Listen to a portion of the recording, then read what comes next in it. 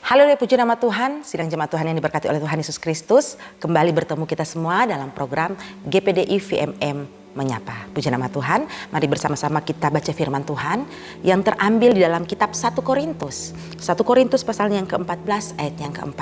Sekali lagi, mari bersama-sama kita buka firman Tuhan kita pada saat ini yang terambil di dalam kitab 1 Korintus pasalnya yang ke-14 ayatnya yang ke-4. Saya akan baca firman Tuhan, saudara-saudara dapat menyimak dalam Alkitab masing-masing di rumah ya. Bunyi firman Tuhan di dalam nama Tuhan Yesus Kristus. Siapa yang berkata-kata dengan bahasa roh, ia membangun dirinya sendiri. Tetapi siapa yang bernubuat, ia membangun jemaat. Haleluya, puji nama Tuhan. Saudara-saudara yang diberkati oleh Tuhan Yesus Kristus, kembali lagi firman Tuhan datang kepada kita saat ini. Kembali saya baca, siapa yang berkata-kata dengan bahasa roh, ia membangun dirinya sendiri. Tetapi siapa yang bernubuat, ia membangun jemaat. Nah, kalau begitu mungkin ada yang bertanya-tanya, kalau begitu berarti tidak terlalu penting yang namanya bahasa roh. Mari kita kejar yang namanya bernubuat. Tidak seperti itu, saudara-saudara. Perlu kita ketahui, Bapak Gembala juga sering berkata bahwa perlunya bagi kita untuk tetap terus berbahasa roh, tetap terus penuhkan dengan Roh Kudus. Karena apa? Karena itu adalah kelengkapan bagi kita sebagai orang-orang percaya.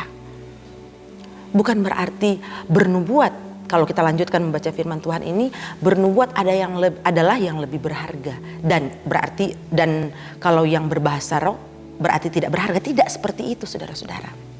Tetapi kenapa dikatakan demikian? Bahwa kalau kita berbahasa roh itu membangun diri kita sendiri. Dengan cara seperti apa sih? Kenapa berbahasa roh itu membangun diri kita sendiri?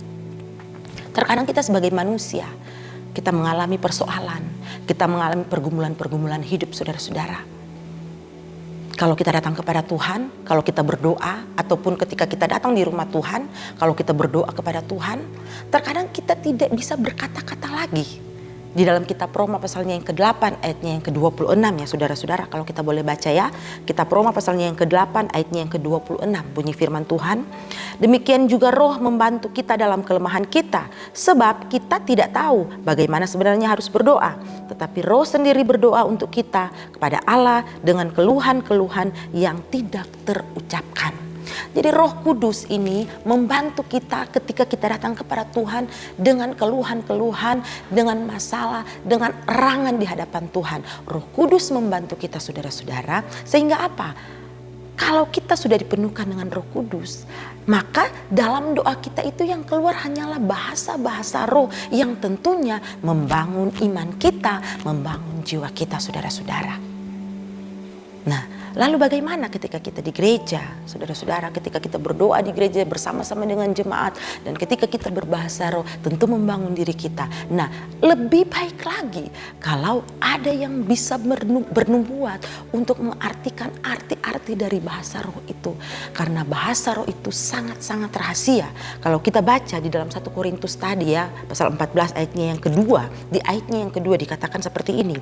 Siapa yang berkata-kata dengan bahasa roh, tidak berkata-kata kepada manusia, tetapi kepada Allah. Sebab tidak ada seorang pun yang mengerti bahasanya.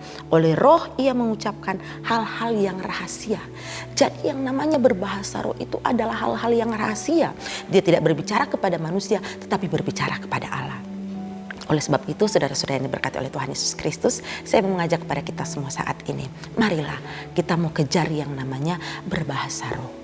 Berbahasa roh, dengan itu membangun iman kita. Kalau iman kita terbangun, maka kita akan tetap terus semakin setia kepada Tuhan. Kita akan tetap terus bertambah-tambah di dalam Tuhan. Saudara-saudara, kita yakin dan percaya, mungkin persoalan masalah yang kita hadapi terkadang membuat kita lemah. Tetapi kalau ada Roh Kudus di dalam kehidupan kita, membuat kita kuat. Kalau kita datang kepada Tuhan, doa kepada Tuhan dengan berbahasa roh, yang ada yang keluar hanyalah air mata ya saudara-saudara. Tidak bisa berkata-kata lagi, tetapi air mata ini yang naik di hadapan Tuhan, sehingga Roh Kudus yang membantu kita untuk berdoa di hadapan Tuhan. Puji nama Tuhan, itulah kekuatan kita ya saudara-saudara.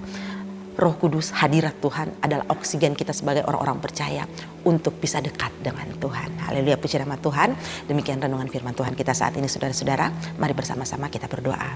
Terima kasih ya Tuhan untuk kesempatan yang indah saat ini. Kembali kami sudah belajar kebenaran firman-Mu. Jadikan kami ya Tuhan hamba-hamba-Mu yang tetap terus tinggal di dalam roh-Mu ya Tuhan. Yang tetap terus melakukan apa yang Engkau kehendaki dalam kehidupan kami. Kami ingin tetap terus berjalan di jalan-Mu ya Tuhan. Dan biarlah Roh Kudus Tuhan yang selalu memeteraikan hidup kami untuk kami tetap terus berjalan di dalam kebenaran-Mu. Membawa ke dalam tangan-Mu ya Tuhan untuk seluruh sidang jemaat Tuhan GPDI Villa Melati Mas dimanapun saat ini berada. Yang sedang dalam persoalan-persoalan Tuhan buka jalan. Yang sedang sakit Tuhan sembuhkan. Yang sedang dalam pergumulan-pergumulan ekonomi Tuhan senantiasa memberikan jalan keluar. Terima kasih ya Tuhan untuk kesempatan yang indah saat ini. Kami mengucap syukur selesai dalam renungan firman Tuhan saat ini. Dalam nama Tuhan Yesus Kristus. Haleluya. Amin. Puji Tuhan, Tuhan Yesus memberkati.